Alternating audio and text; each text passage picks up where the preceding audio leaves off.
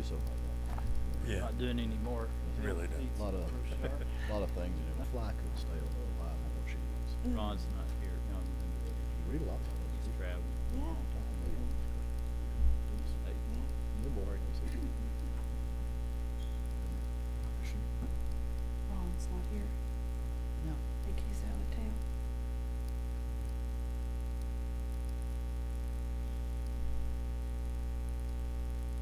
Got a Boy Scout back here.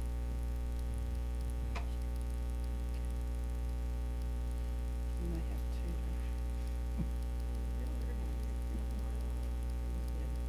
We ready? We'll just do it here if we wanted to. Oh, you would want me to do that. Clock change. So do you want I hate to see you at a grocery. need to move it along? Oh, I'm at, we basically just sign it over to Walmart. Yeah. Want to call the February 20th, 2014 meeting of the Farragut Municipal Planning Commission to order. We'll start out with a citizens forum. Do we have anyone in the audience who has any questions or comments that are not related to what's on the agenda tonight? Anybody on the Planning Commission? I just want to point out that I just signed a check for just under $10,000 for salt. Oh. I'm ready for not to be buying more salt. Well, those of us who live on a hill appreciate it, so. Yes. Yes, they did. Yes, they They did. did. Job this year. Mhm. So we appreciate them. I want to mention some planning commission training. I think Mark has sent this out to us in an email, but it's land use tour. Some topics that are timely to us: topography and land contour, soil, sinkholes, wetland, wet weather conveyances, stormwater management, and responsible land clearing practices. It's at the UT Arboretum, and it's an on-site tour, and we don't have to walk. There'll be transportation. So if you're interested in this, contact, I think everybody has had that information with a name and telephone number and website to sign up. If you haven't, Mark can get it to us again.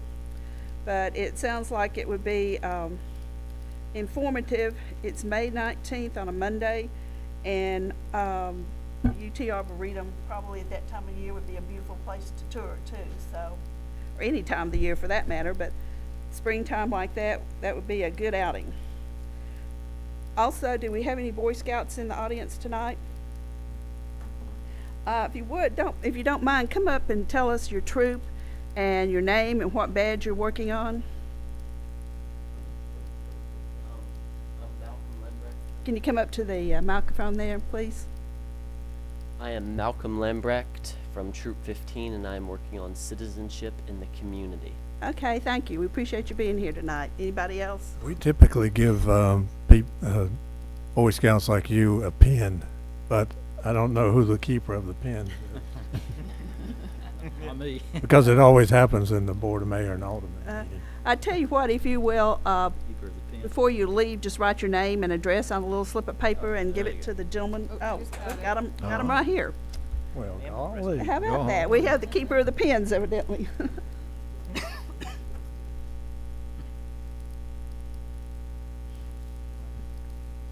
We appreciate always the Boy Scouts coming and seeing government in action. Anybody else have any comments or questions? Don't forget this, folks. It sounds like a really good opportunity. Yeah, I just, In that case, we'll move along to the approval of the minutes for the January 16th, 2014 meeting. Do we have any corrections? Move for approval. Second? I'll second it. All those in favor? Aye. Opposed? Item number 3, discussion and public hearing on an amendment to the approved site plan for the Enterprise Rent-A-Car at 1219 Kingston Pike to construct the cross-access drive when a budding property is developed. 1.2 acres, Zone C-1, Enterprise Rent-A-Car of Tennessee, LLC applicant. Okay, as you remember in September, the site plan for the Enterprise Rent-A-Car just to the west of Smith Road, Kingston Pike, was approved by the Planning Commission, and one of the big topics of discussion was the plat requirement that there be a cross-access between the Enterprise property and the Bailey property, which really surrounds the Enterprise property. And that cross-access easement or cross-access drive that was approved on the north end of the building. As you remember, in that location there, that area that's shaded is the cross-access drive. It would become ultimately the access easement that would be in favor of the property that surrounds it and Enterprise property. Enterprise is requesting to delay or postpone construction of that portion of their previously approved site plan. And there's also 9 parking spaces to the north of that access drive. They're requesting to not construct those at this time, and instead to construct the access drive whenever the Bailey property is developed. As you may recall, the parking for Enterprise greatly exceeds what's required, and pretty much everything north of the building is fleet parking just for their vehicles. Their customer parking is south of the building and meets our requirements. So it doesn't compromise anything to not put that parking in at this point.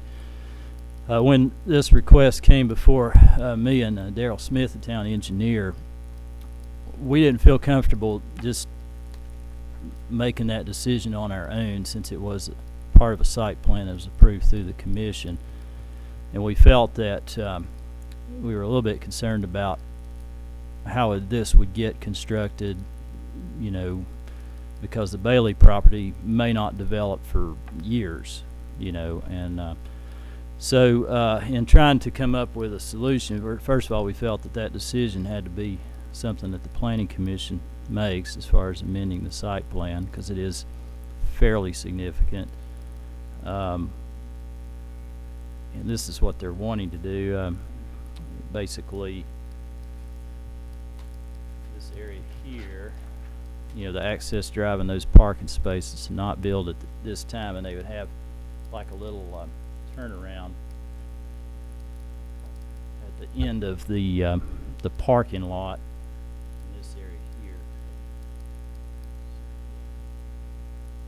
There's 2 little temporary turnaround areas there that they would stub out.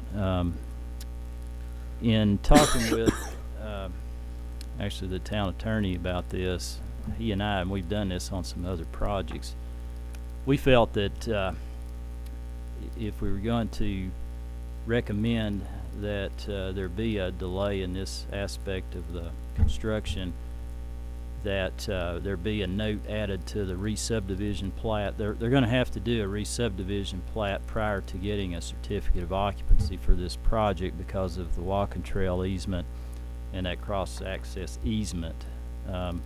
So as part of that, there'll be a plat note added that when the Bailey property does develop, that whoever owns the Enterprise property, it may or may not be Enterprise at that time, hopefully it will be, is responsible for, providing that cross-access drive. And that there also be, along with that, a restrictive covenant and or a lien that's recorded and that runs with the land, so it is a encumbrance on anyone that purchases that property in the future, that would assure that at the appropriate time that cross-access drive is constructed. There's actually some logic to not building it right now anyway, quite frankly, because we don't know how the Bailey property is going to develop, and it may end up being adjusted slightly.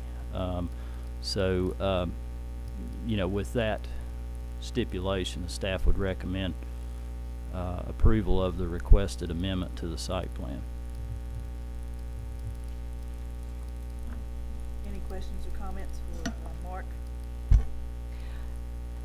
why not have them remove those 9 lots from the plan altogether, those 9 parking spaces? It could. Since they admit they have ample parking, and leave that area as a buffer area. Well, that would be a decision for Enterprise to make as far as that.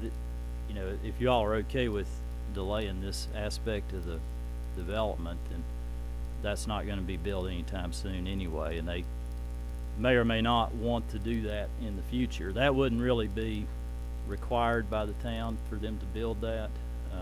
It's just that cross-access drive would be. Oh, I don't have any problem with delaying the construction of that, but I'm just saying, include those 9 parking spaces. Don't ever build them. Have them greenery.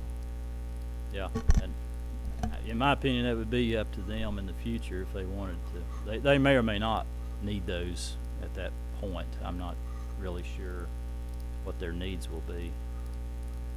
I don't know what their needs will be either. Ideally, they'll be successful and they won't have any cars in the parking lot. They'll be rented, but I think that's the time will point. Huh? If they're in the lot, they're not making money. That's right. Chris, will you tell us who you are and you give us sorry. an address?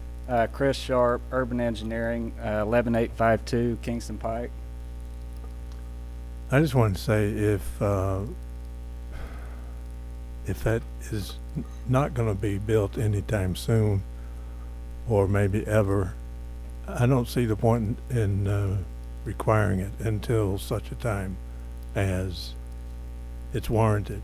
If you put it in there now, it just invites vandalism and other shenanigans. I'd say leave it alone. Let another planning commission deal with it.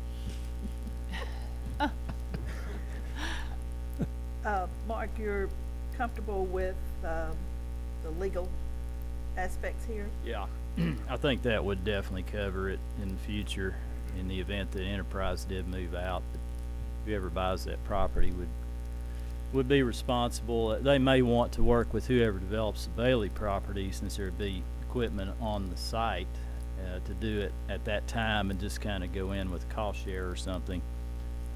And then you could kind of adjust where it needs to go. So again, I think there's some logic to not doing it now anyway, quite frankly. But since it was part of what was originally approved, we felt that it would be better that it come back before you all for a relatively minor site amendment. Anybody else with questions or comments? Have a motion? I move for approval. Second? Second. All those in favor, aye? Aye. Opposed? Thank you, Chris. Thank you. Mark, I abstain. Okay. Discussion, and are we doing the Catholic Church at this point? Yeah. Okay. Discussion and public hearing on a site plan for proposed storage building for St. John Newman Catholic Church at 639 St. John's Court, zoned R-1, Roman Catholic Diocese of Knoxville applicant. Sure, everyone knows where this is. The storage building's kind of hard to find on here, but it is right in the middle of that circle. You know, as you turn into the upper parking lot that was built as part of the new church, or the relatively new church, it's just there on the right. The building itself, you know, it's very minor. And it's going to be constructed of brick to match the school building. And, you know, the staff, this is a very simple site plan. It meets all setbacks, and the staff recommends approval as submitted. Anyone have any questions for Mark?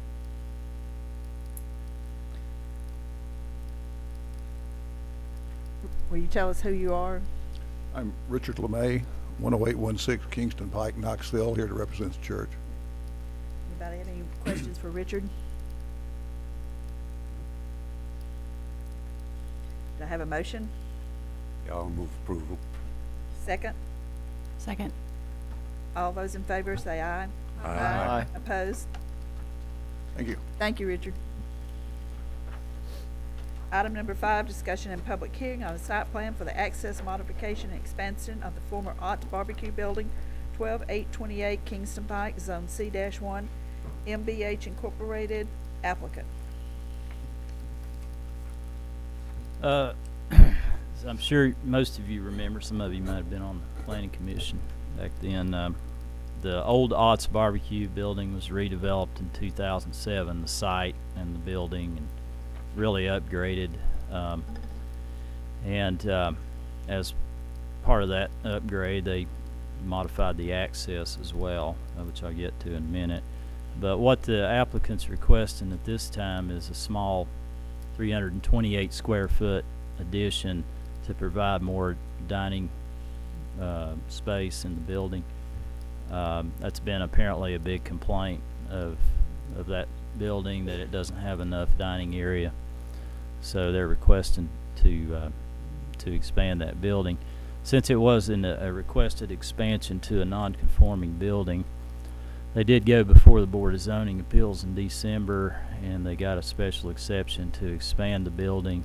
The reasons for that were it's a very modest expansion. It does not put the building any closer to Kingston Pike or South Hobbs Road than the existing building, and it doesn't compromise any parking or lot coverage or any other site-related requirements. So and there was room for the expansion.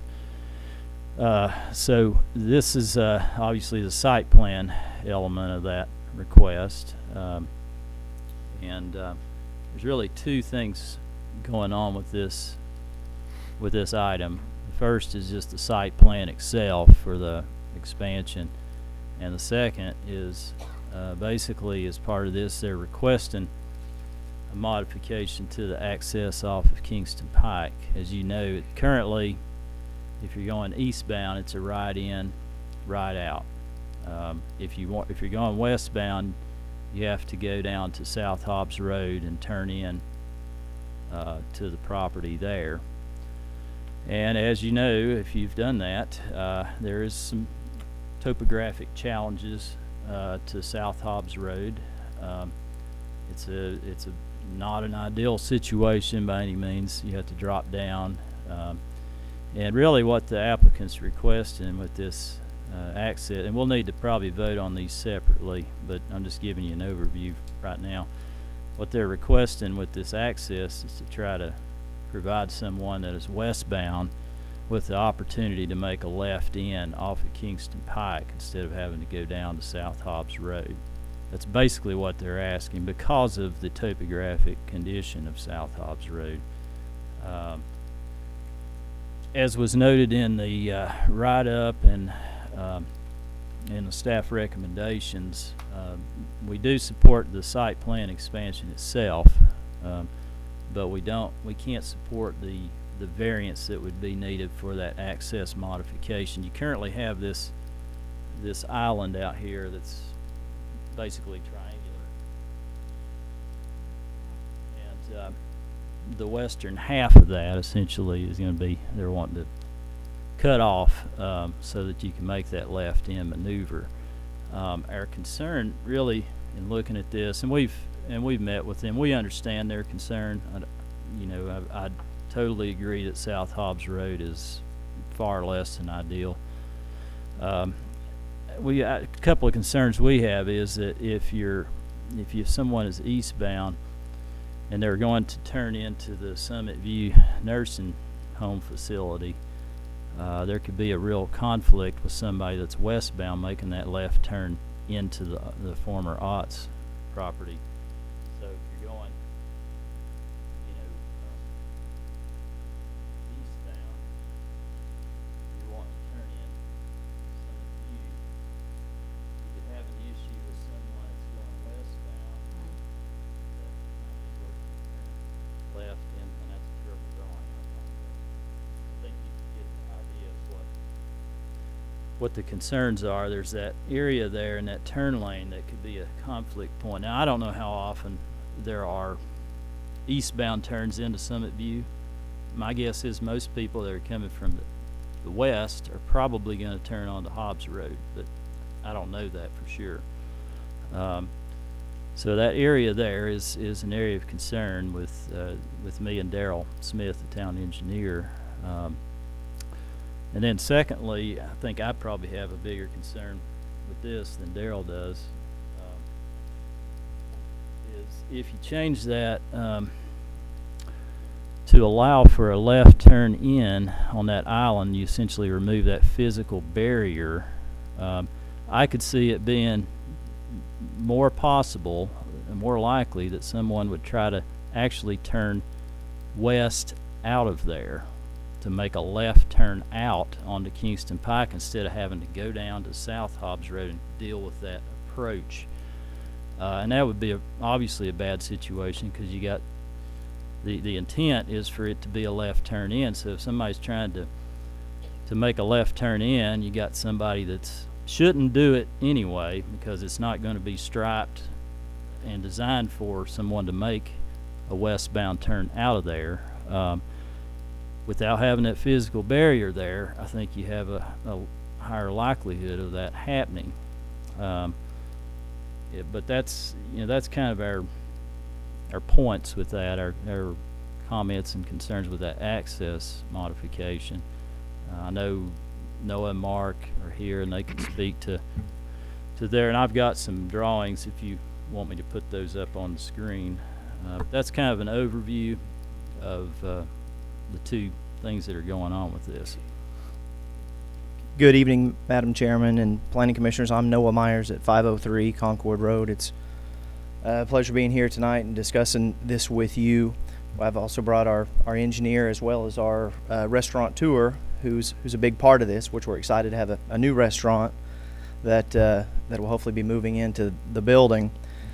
We have two items, as Mark mentioned. One is the expansion, which is a very modest dining room expansion, but I think if there's any contention, it probably has to do with modifying the access, which for many years was just a full access, just a gravel parking lot. And then when we came in and redeveloped the site, we modified the access to be a right in, right out. And it has created some hardship in two things. Number one, the safety of turning left onto South Hobbs Road if you're going westbound. And I thought maybe, Mark, if you could put up one of the photographs showing the intersection of South Hobbs Road without a vehicle there, and then maybe a photograph of South Hobbs Road with a vehicle. It might make a little bit more sense of kind of what we're dealing with not only the topography of that road, as well as the width of that road. Now, I had approached the town last year, Daryl Smith, about at some point maybe doing a cost share or talking about rebuilding Hobbs Road, and Daryl did some early sketch analysis on it, and apparently to rebuild it to the standards that the town would like to see is about $500,000 to rebuild that intersection. So we real quickly determined that when you're dealing with a little 2,500 square foot restaurant and a town as well as on a budget that it has limited means, a $500,000 project of rebuilding South Hobbs Road, which would be great long term, it's hard to justify today, and it's not anywhere on the CIP plan for probably many years to come. So what Mark's in the process of doing is turning on the projector, which I think will give everybody a little bit more insight. Well, Pam came to the rescue earlier with the Boy Scout. Maybe she'll come to the rescue and get that projector going. But at any rate, while we wait, I'm happy to entertain any questions that you have with it. One thing that we have noticed, spending a lot of time on the site, is traffic that is coming typically from the west, going east on Kingston Pike, i.e. they're coming from Watt Road or coming from Loudoun County, turning into the nursing home across the street. They're turning in on the North Hobbs Road, not going down past their building and going into their far entrance, because that's actually backtracking for them.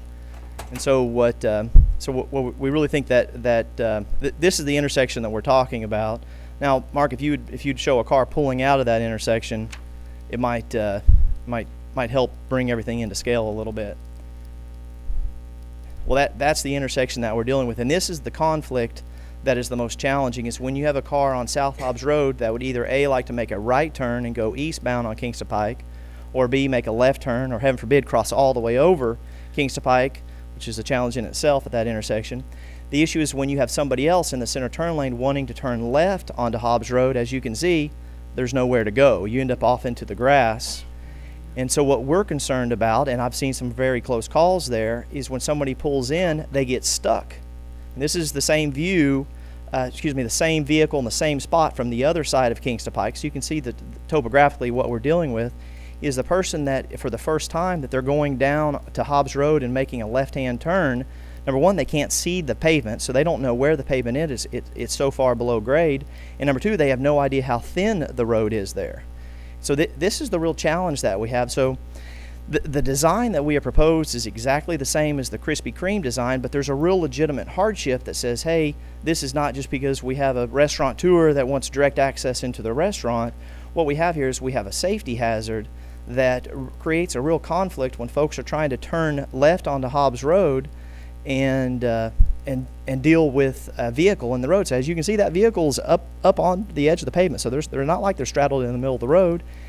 It's a bad situation, and we're just trying to figure out a way to make it not quite so bad. It's still not going to be perfect, but it's going to be a lot safer for the customers that pull into Mr. Beeler's restaurant and dine. They're going to have a lot easier time getting into that restaurant and then getting back out with that right out. I'll be happy to entertain any questions. And I would like to add one comment to another situation while your picture's up. Yes, sir. Having come from I'll say the east to the west to go to Ott's when it was there, and usually coming to Hobbs Road to turn in and then come back to the parking lot.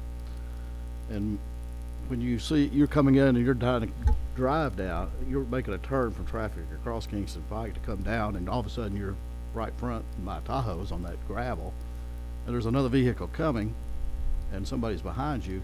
And, I nearly got rear-ended one time. They're pretty good from somebody turning in behind me from Kingston Pike because I couldn't turn into Ott's. I was stuck on this side. So there's a complication coming the other direction too and trying to turn in there. You mean if you're trying to if you're turning on Hobbs? If you don't have the option. If I had the option to turn turn left back up on Kingston Pike, I got a nice flat turn. I can see what's there in the parking lot and time it whether I want to turn in and pull in there. But if something's somebody's backing out or something like that. Here I turn in and I see a vehicle coming down Hobbs. I've got to stop. Well, the car behind me is gunned it to get across Kingston Pike traffic, and all of a sudden they're met with my rear tail lights. I'm half off the road trying to turn left into Ott's. Well, we're hoping that the design that we proposed actually mitigates that. Well, that's what I'm trying to tell you. That's right. why I would favor your proposal based on another case with this intersection, not just the right you presented. So I guess we're trying to make a bad situation less bad. It's still going to be an imperfect intersection, but we think it'll be a big improvement, at least taking the restaurant traffic that's coming out of East Farragut or out of Knoxville and putting them directly into the parking lot instead of trying to route them onto Hobbs Road. So again, we know it's going a little bit against the grain. It does require a variance. It's a little unusual. We do feel like that the head-on conflict that Mark talked about would be very rare, and the reason being is that the folks, again, are going to take the shortest point from point A to point B to go to the nursing home, and that, if you look at the aerial map, Mark, if you'll run that back, you'll see that visually you're going to want to turn on Hobbs Road, and personally spending time out there and watching the traffic flow, and there's not a whole lot of traffic flow because the residents of the nursing home really stay there. They have employees and they have family members and visitors and so forth. But those folks that come out of Loudoun County or come off the Watt Road, they're actually turning in on North Hobbs Road and then pulling into the nursing home. They're not going down to that next entrance. They're still going to be required if you want to continue west on Kingston Pike. You're going to have to exit through South Hobbs Road, right? Yes. We feel like that the proximity to the Hobbs Road intersection for that does create a head-on conflict. And so I couldn't in good conscience ask for a full access that way, because the folks that are turning left eastbound off of North Hobbs Road, we do feel like that could conflict with the sight distance to the Ott's Barbecue. So that's why we're asking for basically 3 accesses out of a full access, which would be 4 accesses. So we're looking for a right in, a right out, and a left in, but prohibiting a left out. And what we've done is we met with the town a week or two ago, and we discussed having some additional signage and additional arrows and the double yellow lines, trying to mitigate the whole issue of somebody just not paying attention and trying to pull left. And unfortunately, I've been at the Weigels at Smith Road, and I see some people do some crazy things. And maybe we could have done better signage there. I don't know, but I do think that that the signage and the island here is going to do an excellent job of trying to prohibit and almost eliminate anybody of trying to force themselves to try to make a left turn and go westbound on Kingston Pike. I wonder if, and I'm just throwing this idea at the top of my head, if there was a way of encouraging Summit View people to North Hobbs, people traveling east. Is it possible for us to have a directional sign further west that encourages Summit View, people going to Summit View, to turn on to North Hobbs, to continue to further deter people from using that Kingston Pike entrance?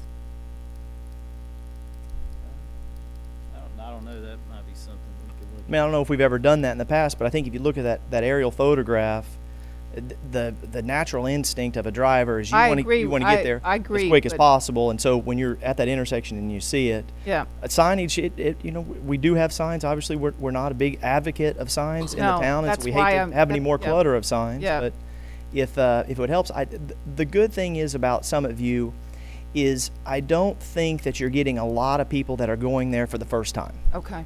I think you have a circulation of employees that are probably on 24-hour shifts, probably a 12 to 4, a 4 to 12, and or again, I guess maybe a 12 to 8 a.m. And so I think you're having some turnover there, and you're having some visitors. But I think those folks are either coming out of the east or coming out of the west, and they're going to go to the access that's closest to whatever direction they're coming from. I think my biggest concern is, and you've driven on this road, people think that the speed limit here is about 65. They do. So there is no room for error if somebody is turning in there and then somebody is trying to turn into the former Otts building. And that's a big concern of mine. Well, the good news is that I think that if you did have somebody wanting to go into the east entrance of the nursing home and turn into Otts, both those vehicles, as close as they are, they're 136 feet, something like that, which sounds like a lot, but out on Kingston Pike, 136 feet is not a lot. I think they've both slowed down considerably by then.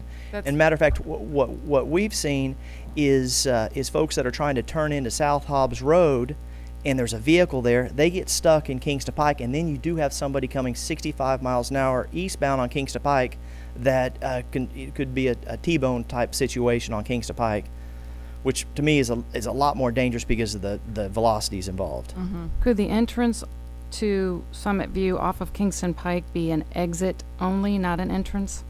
So they'd have to enter through North Hobbs?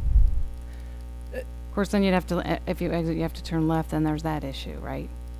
Well, that's exactly right. I mean, obviously, their left turns there's not really any conflict with the exception of the frame shop across the road. Yeah. But there's no curb cut there, so you can kind of come and go as you please.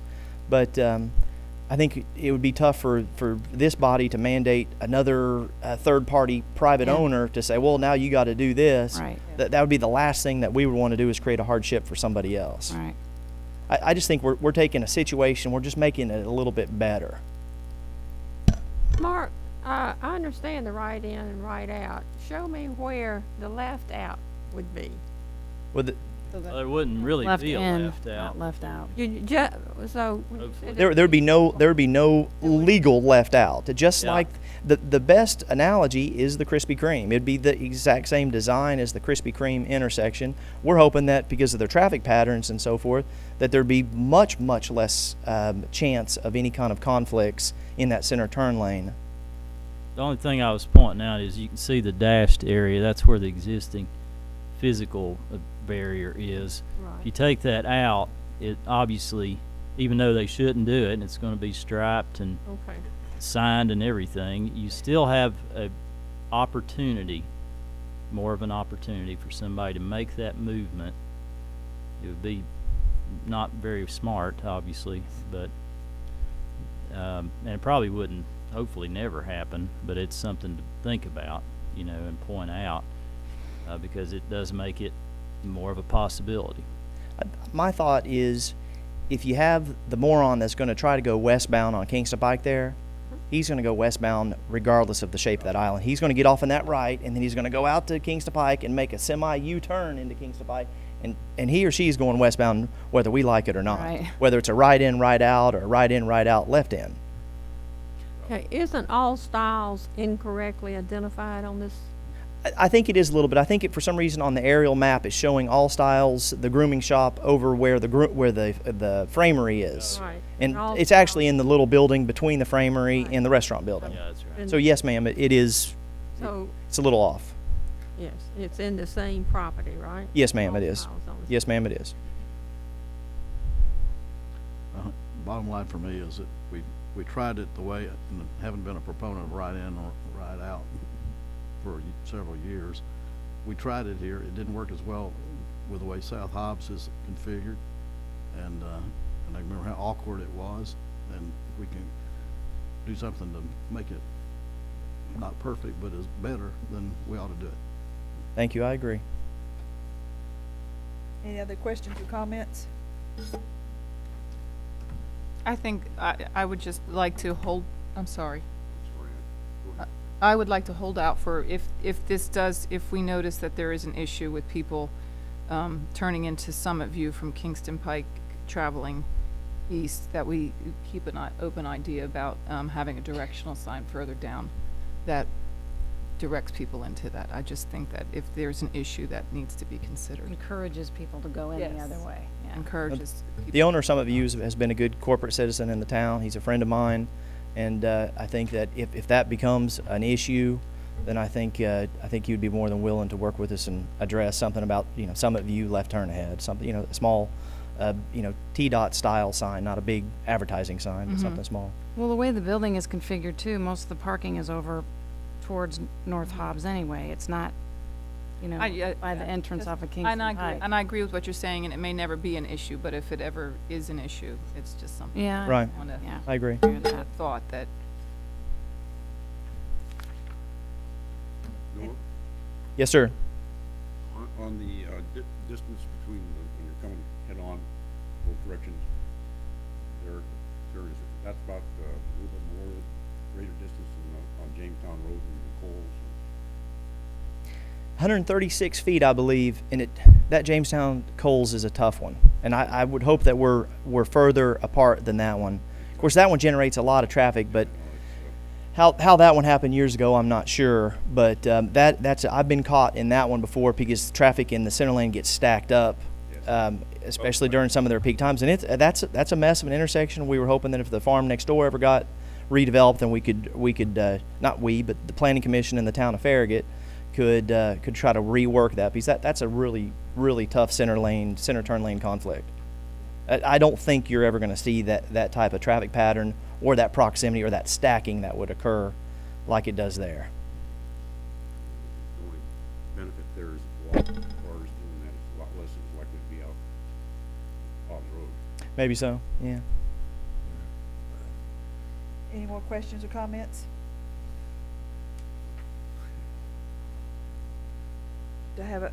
So we're gonna start with the access. Is that, Not either one, Either. doesn't matter. That's I fine. move for approval of the access variance request. second? Second. All those in favor say aye. Aye. Oppose? I guess for topographic reasons, correct. Right. Mark, if the record will reflect that I abstained from that vote. As for the site plan, I'd move for approval of the site plan based on the two items addressed by staff. One was fire hydrant flow data related, and the other one was that, Well, that second item would, variant goes back to the variance. yeah, that would actually be, they just need to modify it the per one. the drawing that we showed up on the screen. Yep. That showed the better striping and the, let me show you. It would be that needs to be incorporated onto the site plan. Which we talked about that staff developer meeting. It's actually already in the CAD computer. We're just waiting to hit the print button. And we've actually got all the fire flow data as well. We've got all the current fire flow data, so we've got that subject to number 1 resolved as well. So you have all the items under control. Yes, ma'am. So item one would be the fire flow data, and number two would be incorporate the variance request version of the island modification. Absolutely, yes, sir. Any other question? Well, we've got a motion. Yeah, What was the second. motion? What was the motion? I couldn't hear it. To approve the site plan modification based on providing the fire hydrant flow data and modifying the plan to incorporate the revised island for the variance. We have a I second. second, yeah, mm-hmm. All those in favor? Aye. Aye. Aye. Opposed? Thank you. What kind of restaurant is it going to be? It is called Big Kahuna Wing, and if you're familiar with the big wing festival that goes on down at the the World's Fair site, Mr. Beeler and his family own a company called BKW Seasonings, and you may have seen BKW Seasonings in your Kroger and in Ingalls, and they're a local company based right here in Farragut, Tennessee. And Matt has such a good time doing his wings for the Wing Festival and also for every UT home game down at G10 between Thompson Bowling and G10. He pretty common for his home games. He'll serve, I'm not embellishing here, but 1,000 or 2,000 people with some of the best wings and chicken tenders that you've ever had. Matt approached us about staying a little bit closer to home. He's been over off of Middlebrook, running his seasoning company, and so now they're gonna do their web-based orders for seasonings, all their big orders, the big bulk orders that go to the Krogers and Ingalls, I guess, still go out of Atlanta, out of Arkansas. But so the web-based orders, and of course the restaurant. He likes to be able to tinker with new seasonings and try different things, and we really felt like it was a natural fit. Matt and his family grew up going to the old Ott's Barbecue building, so there's a lot of fond memories there, and staying close to home right here in Farragut was important to them, and we liked his concept and felt like he's going to be successful. So we struck a deal pending a couple of items that we talked about tonight, and so we're excited about it. Well, thank you, and Great. we look forward to it. Welcome. How soon? That's always a Yes, question. we want to know. This summer, he definitely wants to be up and going for football season, but this summer we got to do the addition. The addition won't be too difficult. It's not a really large addition. And then Matt, so May is what Matt is saying. So I think it's going to be exciting and something a little bit different, the way that he does his wings instead of just the real greasy wings. Anyway, I'll let you guys try it. His wings and his the little, I don't know, I call them drummies.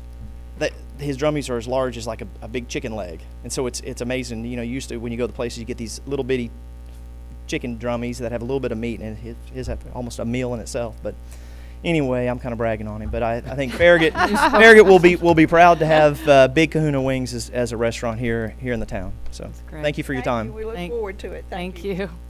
The spokesperson. Item number 6 is discussion and public hearing on a site plan for the Staybridge Suites to be constructed at 11319 Campbell Lake Drive, 4.2 acres, Zone C-2, the Stokely Company applicant. Oh, as you remember, I guess from last month, we reviewed a re-subdivision plat at the end of Campbell Lakes Drive that divided that one parcel into two, and the western parcel, lot 5R1, is now being proposed for development as a 4-story Staybridge Suites extended stay hotel. I think it's planned to have 101 rooms. A real good location, in my opinion, for that kind of use.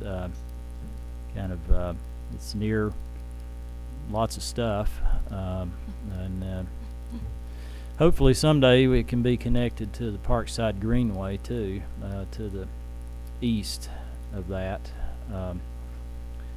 But the write-up that was in the packet did reference some, desired connections from the staff's perspective, really pedestrian connections.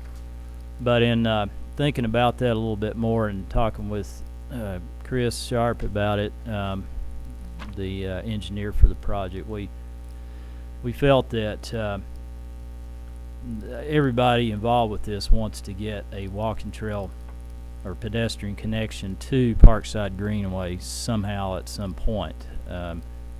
But since the lot to the east is undeveloped currently, we felt that it might be best, since we don't know how that will develop, to you know, require that as part of that development, and it would just, you know, hopefully work with Staybridge Suites property to come up with a connection that makes sense with whatever's done on that adjacent lot. They did extend the sidewalk. They're building the sidewalk all the way from where you turn into the Wild Wings property to the southwest there, all the way along the north side of Campbell Lakes Drive to the termination of their property line. Then, of course, that would have to be continued on when the property to the east is developed. That a little bit hard to see this, but the sidewalk, you know, basically follows the north edge of the road all the way to the property line, and it actually stubs over to the other property. We had originally kind of looked at maybe, you know, stubbing out something for a walking trail here or somewhere else, but until that property's developed to the east, it, you know, it may or may not make sense to put it where we had envisioned it. And the same way with the western part, the northwest. There's a grass paver, basically fire truck turnaround drive that is over on the northwest part of this project. That's in that area. It is not connected, as shown, to Wild Wings property to the immediate west. There's parking spaces there, and if you've been out to Wild Wings, you know that they're pretty, parking is valued highly out there. So to put a vehicular connection into that, you'd have to take out at least a couple of parking spaces, and it, you know, normally we'd like to see that, but in this case it may not make that much sense. Anyway, that's kind of a summary of that aspect of the project. It's like I said earlier, it's a 4-story building, mostly stucco. That's roughly the color scheme, I think, that it's proposed to be. The comments that we had on the latest submittal of this site plan are included at your places. There's, I think there was, let's see, there's 15 items, but probably more than half of those are really just very minor things, administrative items like, you know, drainage fee, erosion control, notice of coverage, and that kind of stuff. But if any of you have any questions on any of the specific items, either me or Chris Sharp can try to answer those for you, give you a chance to look over those. Chris, tell us who you are again. Chris Sharp, Urban Engineering, 11852 Kingston Pike. Does anybody have any questions for Chris or Mark? This concept is one of those, stay a little longer, right? Yes, sir. Yeah, Standard stay. good. We need that. Chris, do you have any problems with any of these items that are still listed? No, ma'am. Anybody have any questions or comments? Have a motion? I have a question. And maybe this is how you guys have always done it, but I'm curious if when we get these packets, and I guess it's kind of a side, it's not really a question for Chris. We have like 9 pages of drawings, and I'm not sure if we need all of them. I'm looking through them and thinking, what purpose, is there information in here that we need to know as a board, or is it kind of overkill? Training opportunity, Mark. Yeah. Well, I mean, that's a good question. That's something I've thought about for a long time, and the size of the sheets. I don't know if you all can read those. I can't. I use a magnifying. But I'm very old and I can't see very well. I've been So- known to get out the magnifying glass, yes. I mean, if there's things you want to suggest in dealing with this packet and what would be more effective for you all, I'd be more than happy to entertain that. Well, and it might be good to, since a lot of us are fairly, well, we have fairly new people on the board, to go Yeah. through and explain some of these, and not as many of us as used to be are the technical people either with the engineering backgrounds. I mean, we traditionally, I think we have included pretty much You gotta be able to read it. all the Yeah. sheets in there. That doesn't necessarily make it right, but I didn't want to take out any if people deemed them to be, important. To me, from my perspective, the most important is obviously the site plan layout and really what the building's going to look like. Kind of the macro issues. I'm not sure that you need to know or care about where the silt fence is going, perhaps. I don't know. Maybe you do. That's fine if you do. But, typically a site plan, you have an existing conditions. That's pretty much the first sheet. I don't have this in the PowerPoint. You'll have the site plan itself, typically is what you see on the screen. That just shows the layout on the ground of the proposed physical improvements. You'll have a grading and drainage plan, typically. This is for, larger projects, not like the St. John Newman project, but you'll have an erosion control plan. You'll have, lighting plan, and you'll typically have at least 2 or 3 detail sheets dealing with the plan. I can put some of these up on the screen if you want me to. It's whatever you want. But that's kind of and you'll have a tree protection plan, typically in most site plan submittals, and you'll have the building elevation sheet that shows what the building's going to look like. Colors, the general material, so that you kind of have an idea of that on the front end. And that's typically the information that's in a site plan package. If there's some of that in the future that you don't feel needs to be and I can use some, common sense with it too, and just pick out what I think. If there's something that there's a point to be made with a particular sheet or a concern, maybe there's an erosion control concern on a certain project, and we'd probably want to include that in there, so you had access to it. And then the sheet size, 8.5 by 11, is hard to read. But I think that's one thing. I think if we could read it better, we might understand it a little better. yeah. I mean, I'd like to get to the point someday to do it electronically, where you could actually, enlarge it, reduce it on your computers, and you get it, send it to you, and go, Yeah. Yeah, that'd be my ideal goal at some point. But yeah, just think about that.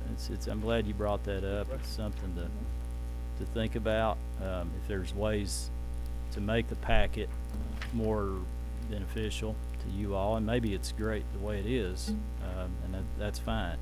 But if you all have some suggestions, feel free to email me, or we can talk about them at a subsequent meeting as well as a group.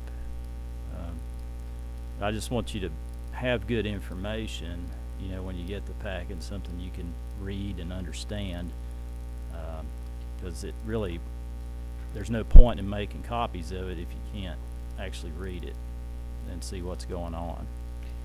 Okay, well, we'll Yeah, Mark, include that for the future.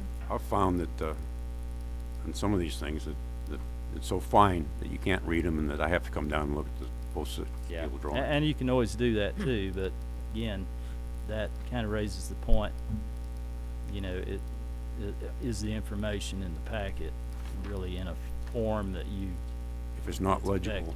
it's not very useful. Yes. It's hard for me to read it, but Mark, first, idea I had when I looked at this was this dark outlined area that is 10 feet lower than surrounding. That's not a sinkhole, I hope. Oh, that's yeah, I forgot to mention that. I was gonna ask about that too. There's actually an existing pond out there. I don't know where that drawing is. Anyway, there's an existing pond, and it's pretty much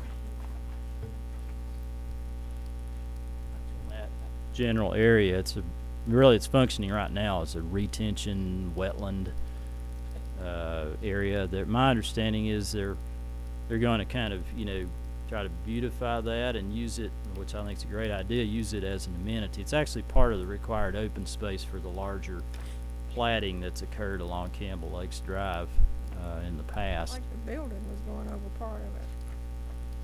Yeah, the building is it's not quite accurate with the red line. It's further to the west than that, slightly.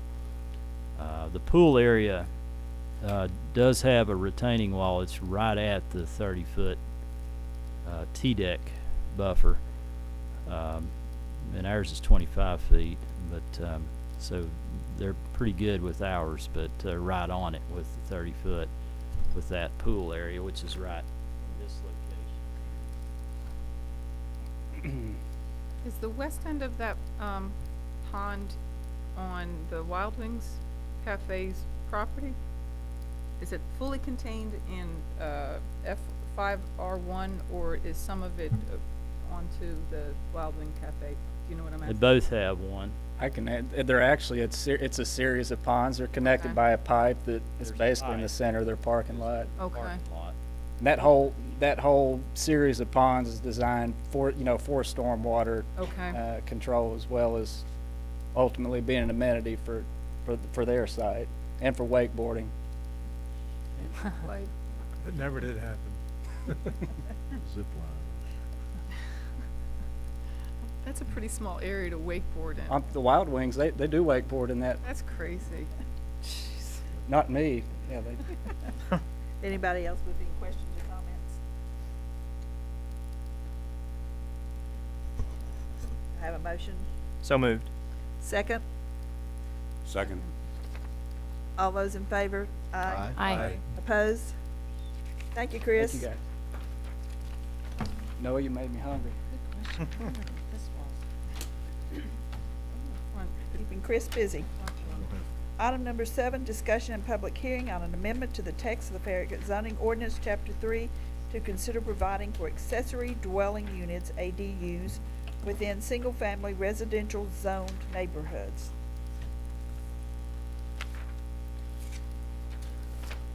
Oops, on the wrong way. I don't think I have anything on the PowerPoint with that anyway. I'll just give you an overview of what was in the packet. We talked about at the January meeting, I made some notes of the comments that were made. I might have missed something, so I apologize if I did. I probably did. But of the notes I made, I tried to make adjustments to the draft that was reviewed in January. I thought instead of emailing that to you before the meeting, we could just discuss this again collectively so that people could hear each other's comments. I know Ed Whiting had sent me some comments that I guess I could put that on the screen if you want, Ed. I could put that on there because there's probably some others that have comments.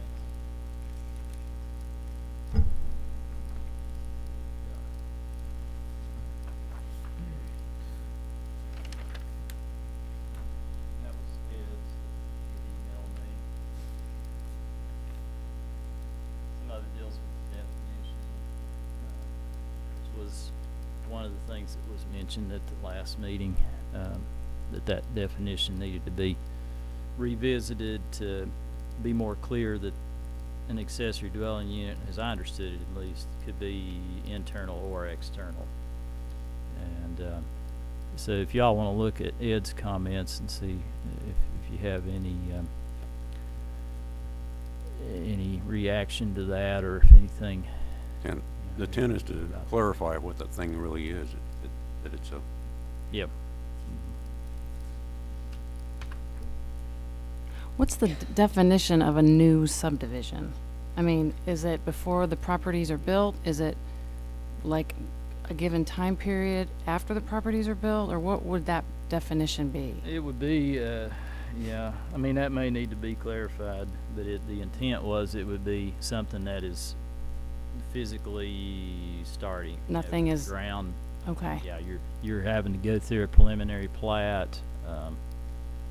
And it could be some question about whether that would apply to maybe another phase of an existing. That's what I Yeah. thought of Bridgemore when I thought of that, because they have that Yeah, whole that's bunch right. of Yeah. property on the other side of McPhee that's not, Well, they've that's a done question, nothing if with. you want that to be considered as a new subdivision. I think you could argue either way, really, and maybe it should be allowed. I mean, it's something completely new.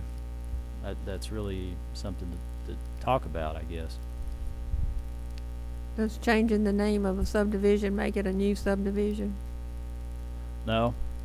I would hope not. I would hope not too, but No, that doesn't make it a new subdivision. We could be more clear with the wording Yeah. if. I don't that- think an additional phase of an existing subdivision should be considered a new subdivision. no.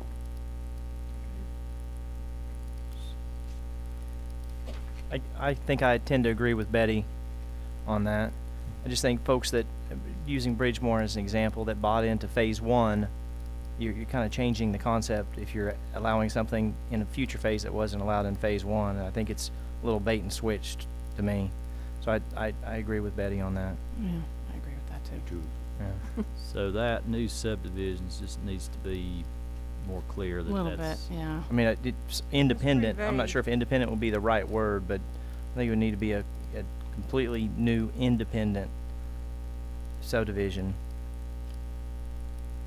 And the last thing we want to do, Mark, is send you back to the drafting table to try to wordsmith this some more. We've spent so much time on it, but there may be All right. something we come up. But independent is what comes to my mind when I mean physically not contiguous. Well, we gotta be careful going there, but maybe not part of any Is multi-phase not part of a previously approved concept plan. phase. Well, it'd be, I mean, typically Previous. multi-phase subdivisions like Bridgemore have to go through the annual concept plan approval process, and I would never want to mislead somebody that bought into one phase and change something in a future phase.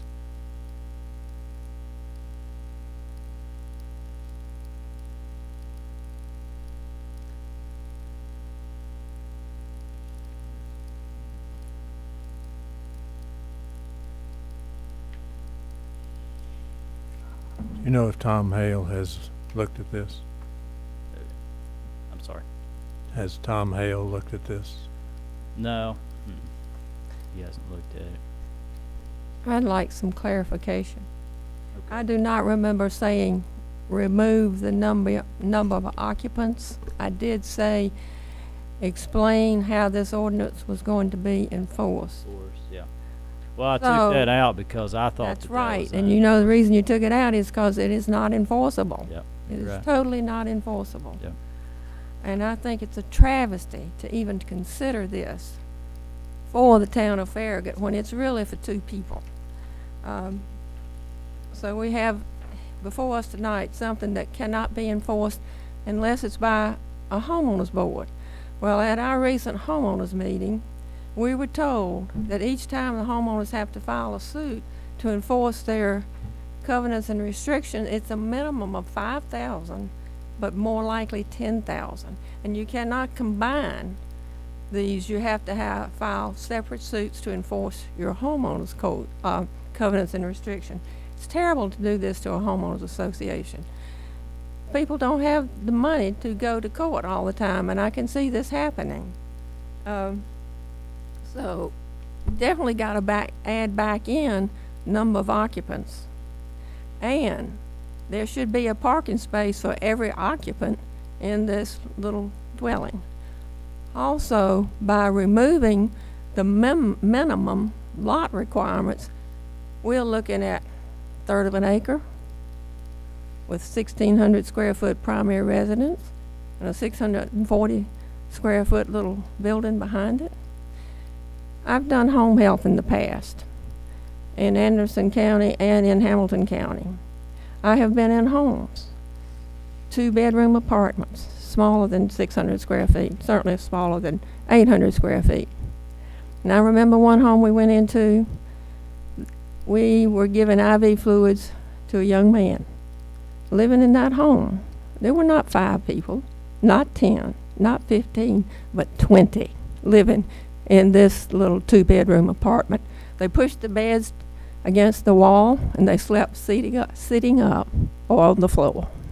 And I can see this happening. Cannot leave it totally loose. It will happen. It happened in those counties. It will happen. It's probably going on right now in Knox County, maybe even Farragut, and we don't know about. That's part of the problem. That's one of the reasons I wanted to bring it up at the full board, because there's conflicting comments. I might change the ordinance to address one person's comment, but it conflicts with someone else's comment that's on the board. You know, so that's the issue. You know, that comment was, I think Louise mentioned that if you're going to rezone this to an overlay, it should be applicable for anyone that has a lot in there. That's what that comment was trying to Well, that's why I address. say some of these may be a third of an acre.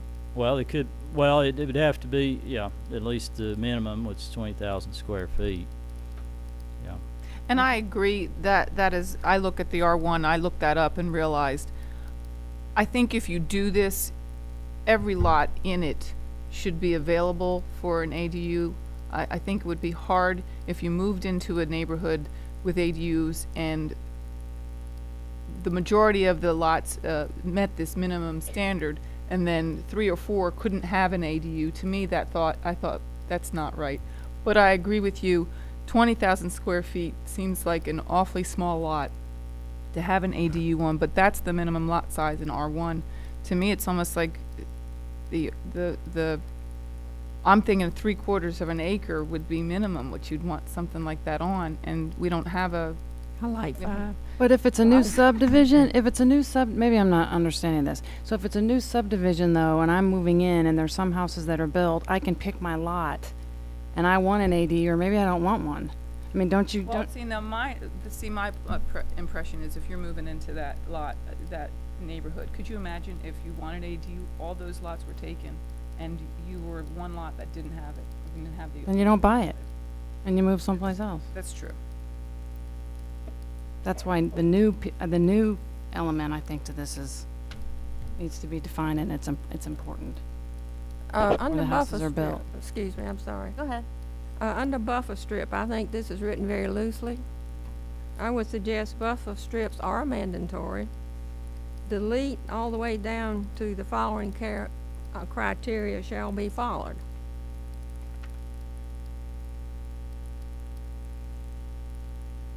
How's everybody else feel about that? Where is that? In the It's under section buffer I, the strip. buffer strip. Oh, sorry. Okay. What'd you say again? I'm sorry.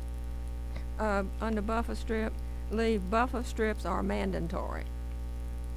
Because it doesn't matter if it's a subdivision, a farm, or whatever, adjacent to this property, there needs to be some protection for the adjacent homeowner, landowner. Buffer strips are mandatory, and then skip down to the following criteria shall be followed. Delete all in between.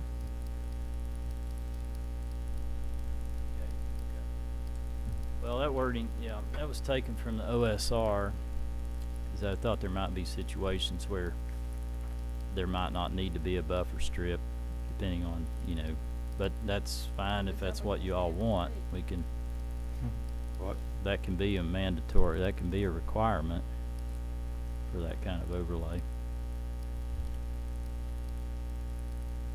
That's one of the issues that when I mentioned that we had to have, we talked about having consent of people were affected by an ADU. If you're doing an ADU overlay on a completely new subdivision, and I was thinking that was minimum lot size 30,000 square feet, but it's 20,000, I agree. Well, they that- took that out won't work. lot size requirement.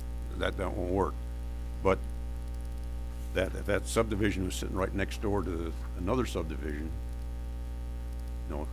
you wouldn't have any buffer unless, or no, You should. no consent or anything else, which I think we talked about should be theirs.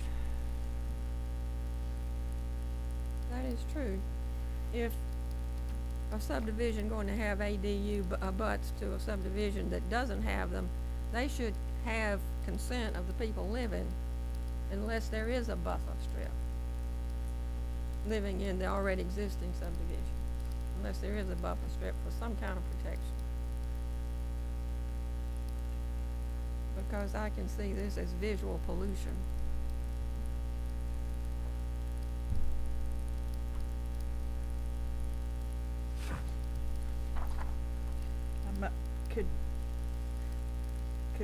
Is it legally possible to include another subdivision, or would you just need that buffer strip?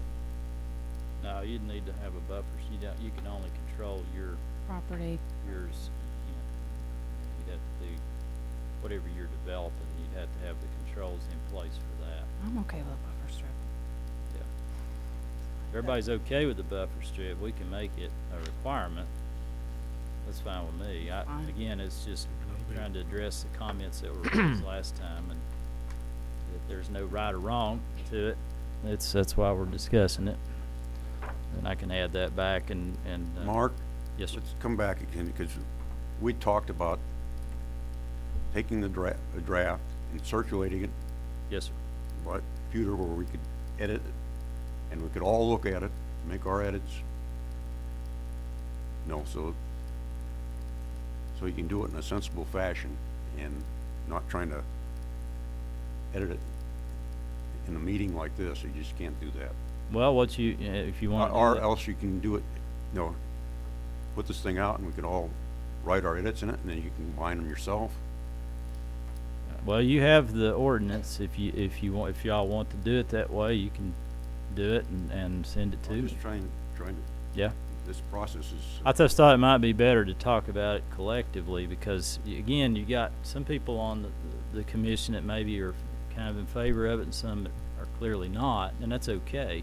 But, there's conflicting comments, and there's no way to write an ordinance to accommodate both of them.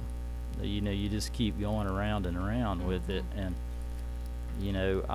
I might change it for one thing, but then creates a problem somewhere else. So at some point, you probably just need to vote on it one way or the other, and Move it along. move on with it. But Is that the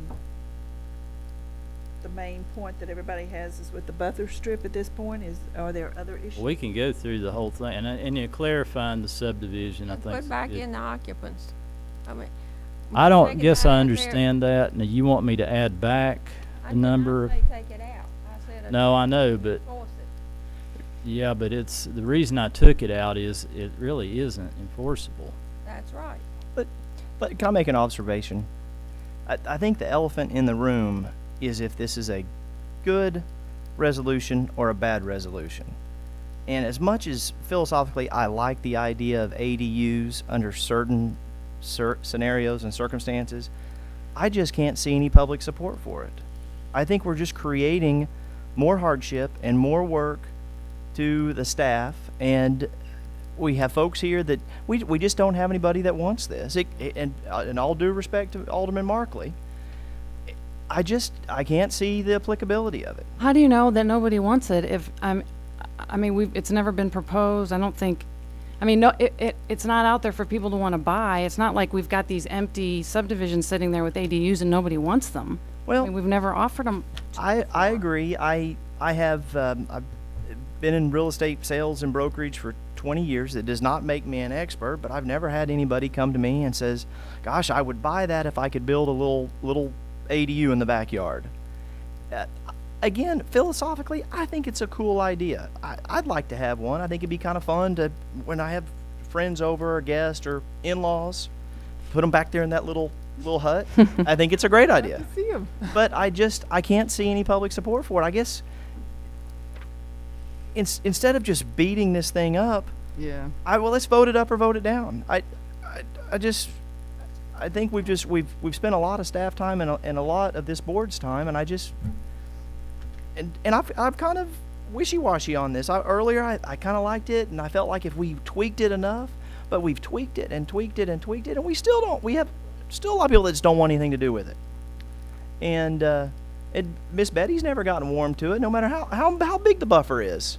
And so I guess what I'm saying is, let's vote on it. And I don't know if I'm the right person to suggest this, but let's just see where we are with this thing.